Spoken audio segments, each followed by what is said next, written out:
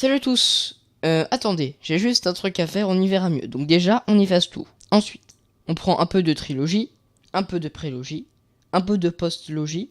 On prend les spin-offs, Rogue One et Solo. On prend les séries animées canoniques, The Clone Wars et Rebels.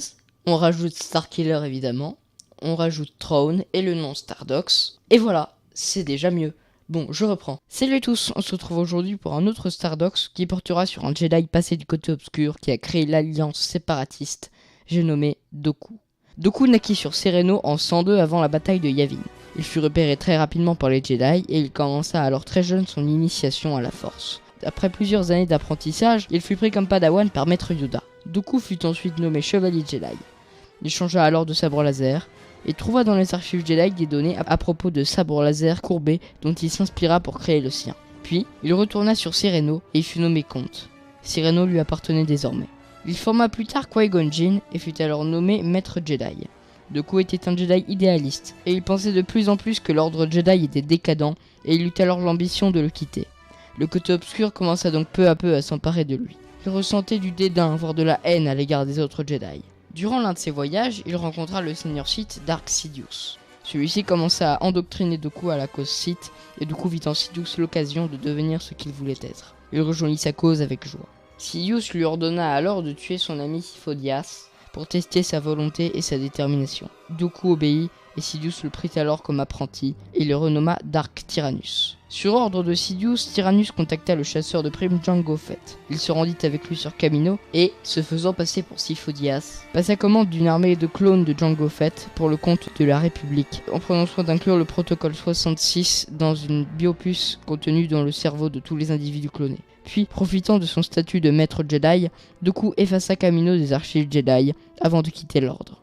Obéissant toujours aux ordres de Sidious, Dooku créa un parti politique contraire aux idéaux républicains. Il fut rejoint par d'importants leaders commerciaux comme Nute Gunray, Wat Tambor ou San Hill. C'est ce parti qui deviendra la Confédération des systèmes indépendants. La CSI fut d'ailleurs fondée peu de temps après sur Raxus. Dooku convoqua ensuite d'autres leaders commerciaux comme Shumai ou Pastel Gente sur Geonosis, où il leur fit signer un traité les faisant adhérer à la CSI. Il utilisa ensuite sa fortune familiale pour créer sa propre armée de droïdes. Obi-Wan Kenobi, l'ancien apprenti de Qui-Gon, fut capturé après la signature des traités. Dooku lui rendit visite et lui raconta la vérité à propos de Sidious, des Sith et de la CSI. Obi-Wan refusa alors de le croire, conformément au plan de Dooku. Anakin Skywalker et Padmé Amidala furent également capturés. Dooku, accompagné de Poggle le Bref, l'archiduc de Geonosis, les conduisit dans une arène géonosienne. Néanmoins, l'exécution fut interrompue par l'intervention de Mace Windu et de l'ensemble de l'ordre Jedi. Dooku envoya alors des droïdes et les Jedi furent dépassés. Les clones que Dooku avait commandés préalablement pour la République intervinrent alors et la bataille tourna à l'avantage de la République. Dooku s'enfuit alors vers son vaisseau mais fut attaqué par Anakin et Obi-Wan. Dooku les vainquit en tranchant le bras d'Anakin. Yoda, l'ancien maître de Dooku, intervint alors et Dooku fut dépassé par les pouvoirs du grand maître Jedi et il s'échappa. Durant la guerre des clones, Dooku forma le général Grievous au sabre laser et entraîna Asajj Ventress comme apprenti et assassin. Dooku avait l'intention d'utiliser Ventress pour renverser son maître, Dark Sidious. Celui-ci découvrit la machination et ordonna à Dooku de tuer Ventress pour lui prouver sa loyauté.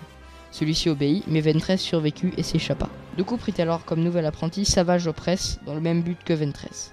Savage découvrit ce qui était arrivé à Ventress et un combat s'ensuivit entre Savage, Ventress et Dooku, dont Dooku sortit vainqueur. Ventress et Savage s'échappèrent alors. Dooku prit alors comme apprenti l'ancien Jedi Quinlan Vos. Néanmoins, le véritable objectif de Quinlan Vos était d'éliminer Dooku. Dooku le découvrit, mais Ventress, qui aimait Quinlan, se sacrifia pour le sauver. Dooku tenta ensuite de capturer le chancelier Palpatine sur ordre de celui-ci, qui était en réalité Dark Sidious, à l'aide du général Grievous. Les Jedi Anakin Skywalker et Obi-Wan Kenobi infiltrèrent alors la main invisible, le vaisseau de Dooku et Grievous, et arrivèrent à la salle où se trouvait le chancelier. Dooku intervint alors et mit rapidement Obi-Wan hors combat. Il dut ensuite affronter la colère d'Anakin, qui lui trancha les deux mains. Lorsque Sidious ordonna à Anakin de l'éliminer, Dooku ne découvrit que trop tard qu'il n'avait été qu'un pion dans le plan du Seigneur Noir des Sith et fut décapité par Anakin. Et voilà, c'est la fin de ce Stardox, on se retrouvera plus tard pour une prochaine vidéo. Alors, au revoir et que la force soit avec vous.